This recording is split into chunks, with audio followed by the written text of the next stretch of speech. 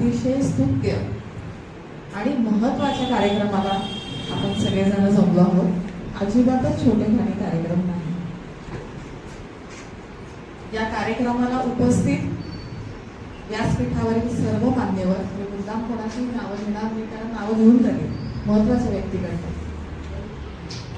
शाळेचे सगळे शिक्षक, या मुलांना जीव लावणारे तुमचे सगळे टीम मेंबर। हा 18 ते 25 वयोगट आहे ना? 45 45 वर्षानंतर काय? याला उत्तर नाही आपल्याकडे। तुम्ही म्हणालात की त्यांच्यासाठी एखादी पेन्शन योजना आपण करू शकतो का? पेन्शन 2000 3000 अशी अमाऊंट असते। आजच्या काळात पुरते ती? त्यांच्या गरजा पण तशा आहेत।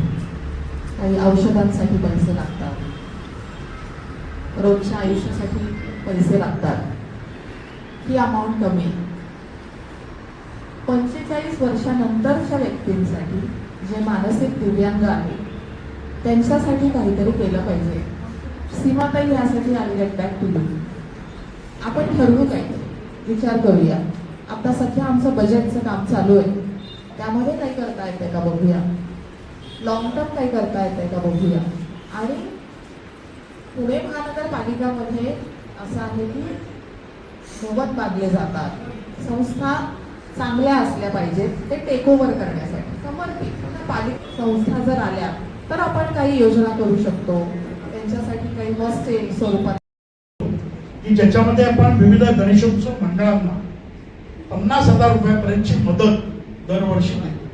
त्याची जाहिरात प्रसिद्ध होते आणि काही ठराविक मंडळी फक्त त्याच्या अटींची पूर्तता करतात आणि तो निधी शब्दशः लागतात, गरज नसताना।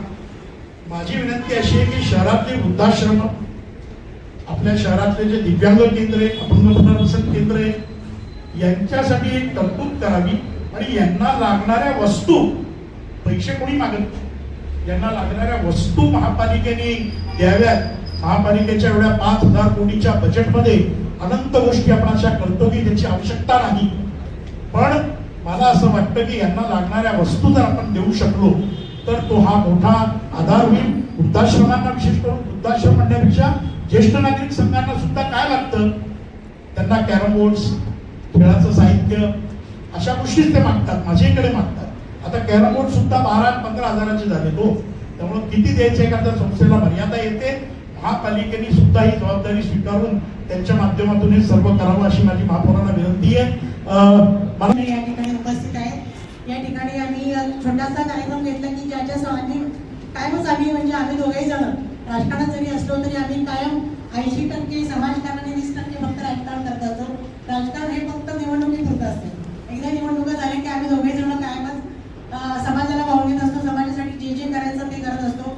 त्यासाठी तापकेवाडी नेहमी आम्हाला सोबत असते, हे करा ते करा। त्यासाठी संदीपची कायमच पुढाकार घेतात आणि जिथे जिथे कमी आहे तिथे तिथे आम्ही जातो आणि त्यांना आणि आमच्यावरती जेवढं काही शक्य आहे तेवढे आम्ही पूर्तता करत असतो।